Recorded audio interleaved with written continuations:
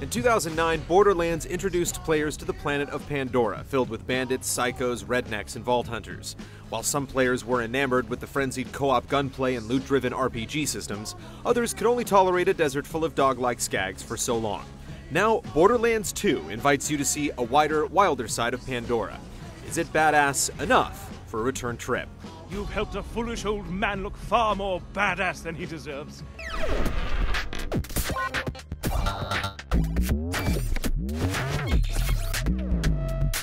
First, there was the vault, an alien prison opened with a mystical key. The story in Borderlands 2 is by far the biggest improvement. The humor and over-the-top style that were merely glimpsed in the first game are ever present here. Strong personalities drive the experience from beginning to end, whether it's Claptrap's sense of self-importance, Tiny Tina's hyperactivity, or Handsome Jack's spiteful annoyance. Anyway, I don't know, maybe you had to be there. The moral is, you're a total bitch. The Vault Hunters from the original Borderlands have more dialogue in one scene than in the entire first game, and once teased mysteries are fleshed out and given purpose. In all of this, it's clear that comedy is the prime directive. Jokes are everywhere, from missions to weapon descriptions, full of references as random as the volleyball match from Top Gun. They kicked me out because they thought I was just some chump. But you're gonna show them. You're gonna show them I am dangerous. Our only real issue with the story is that dialogue fires off so frequently that you'll often miss a few key lines in the heat of battle, or trigger one audio log while listening to another, with no way to go back and listen to it later. You've weakened that bullymong. Now give him a mighty blow with your melee weapon and take his fur.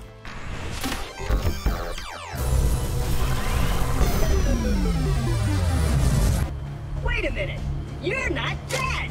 Starting out, you'll choose from one of 4 character classes, each with a unique action skill, like the Assassin's Decoy or the Siren's Phase Lock, which stops an enemy in its tracks. Digging deeper into each class, you'll find 3 branching skill trees, each of which significantly changes your character's abilities. Investing in the Siren's Motion Tree, for instance, will turn her Phase Lock into Thought Lock, pitting an enemy against its comrades. Outside of your character's experience, you'll also earn badass points, which essentially convert achievements into perks. By completing challenges like collecting vast sums of cash or getting headshots, you accumulate badass points and tokens. Each token can then be spent on minor boosts to accuracy, reload speed, and so on. These buffs are permanently tied to you as a player, applying to all of your characters in kind. Ah! I hear bullymons! Sick of minion! Protect me, Squire! Visual customization has also been added to Borderlands 2, providing unlockable heads and color schemes for each character. It's nice enough to express your style and differentiate yourself from other players, but compared to other games, it's still fairly basic. Rather than retreading the same scenery, the story keeps things moving from one area to the next, taking you through snowy glaciers, glittering cities, and grassy highlands in addition to the arid deserts the first game called home. You'll frequently be introduced to new characters and enemies, and the fast travel system is introduced much sooner to reduce your time slogging back and forth. I want you to find that Vault Hunter and bring him to me now! Side quests are essential to getting the most out of Borderlands 2. For one, you'll need the XP if you have any hope of surviving the later story chapters, but they'll also take you to huge new locations that the story never sets foot in, like the eerie caustic caverns. Many of these extra scenarios are just as significant and entertaining as the main plot, revealing backstory and even new characters. And while Borderlands 2 certainly has its share of fetch quests and extermination missions, they're just as driven by quirky character interaction, twisted goals, and unique loot. Go talk to the cult's leader, Incinerator Clayton. While the entire game can be played alone, Borderlands 2 is designed to let you team up with other players, increasing enemy counts and handing out better loot. Your place in the story is always tied to the host, but the system is smartly designed to minimize repetition. If you play with someone who's around the same part as you, your single-player progress will sync up just as if you had done it by yourself. However, if you happen to play with a group that's a few chapters ahead, your single-player story won't change, but once you catch up, you'll have the option to skip the missions you completed in co-op. Since it is an RPG, your co-op experience will be best if you stick to groups within 5 levels of your character. Go too far outside of that, and you'll either be one-shotting enemies or stuck in an aggravating cycle of death and revival.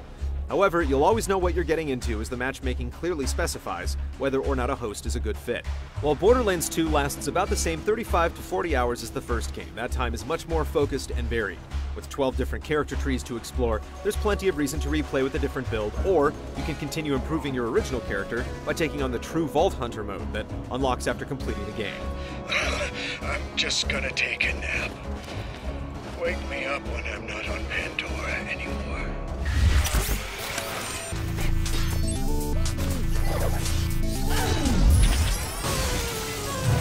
Sorry about the mess. Everything Jack kills, he dumps here.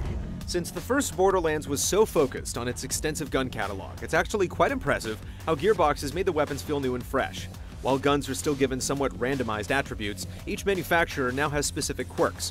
TDRs can be chucked like grenades, Jacobs fire as fast as you can pull the trigger, and bandits can store huge amounts of ammo. With all of the manufacturers' gun types, elemental effects, and the sheer craziness some guns offer, there's a constant sense of experimentation and developing affinities.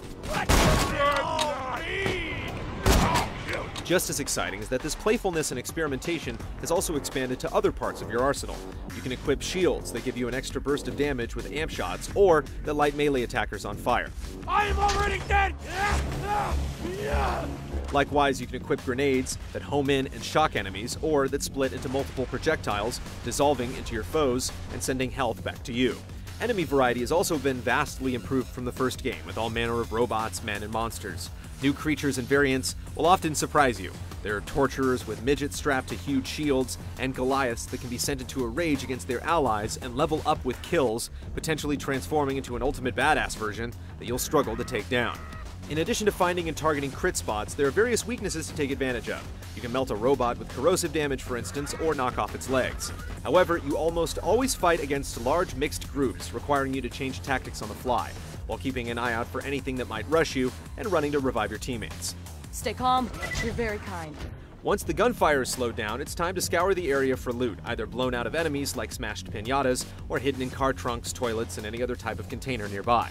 While you can now grab scattered consumables like cash and health simply by walking over them, there's still an overwhelming number of small crates and lockers to open, which can certainly slow things down. While the amount of guns to sort through can be daunting at first, organizing it all has been greatly improved. There's a bank to store old favorites, backpack upgrades are easily available on the black market, and with a click of a button you can set any item in your inventory as trash or favorite, so you can instantly sell your trash at the next vendor. There's still vehicles, including trucks that can carry full parties of 4. There's some fun to be had jumping over huge ramps, driving over wildlife, and blowing up bandits, but the handling is still fairly dodgy, making it easy to get stuck or flipped around. That and I was worried Scooter might have a crush on me. What?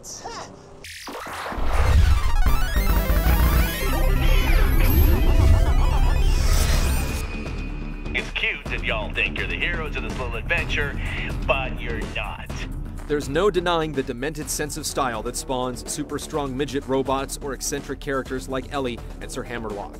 The world is more distinctive and colorful, and many areas give a sense of history, telling a story of what happened there before. That should do it!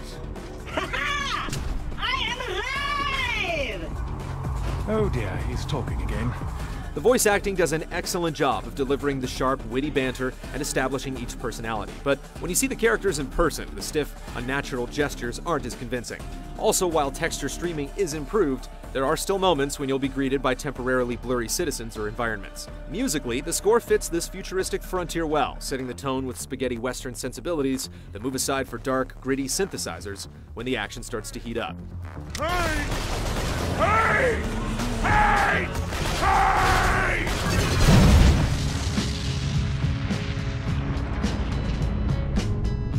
Everything that was great about the original Borderlands has been amplified and improved to make Borderlands 2 more focused, more satisfying, and utterly hilarious. Whether you're playing alone or with friends, the brash, outlandish attitude will keep a smile on your face. And as soon as you're done, you'll want to instantly start another character and do it all again.